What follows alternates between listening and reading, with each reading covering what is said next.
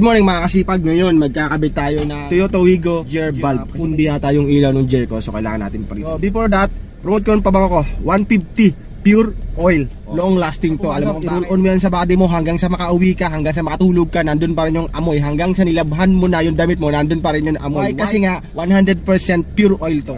Kung gusto nyo naman ng spray, 12 hours to 24 hours, tatagal din to. So, open natin tong maliit na valve. Tignan nyo, ang lit, grabe oh. Kakabit natin, kakabit. So, babaklasin natin to lahat. Kasi kapag magbabaklas ka nito, gear natin, kailangan mo to, number 8. Tapos kailangan mo to, at kailangan mo ng ballpen. Nandito yan, pero susundin mo sa gitna para madali mo matanggal. Katulad yan, So, dalawa yan, isa dito, sa kabila, isa dito. So, para madali mo ang tanggalin. So, yun ang purpose ng ballpen. At ito naman, siyempre, ito yung pangsukit mo sa gilid. So, susungkitin mo dyan para matanggal ito nga. Meron kang screw tatanggalin dito.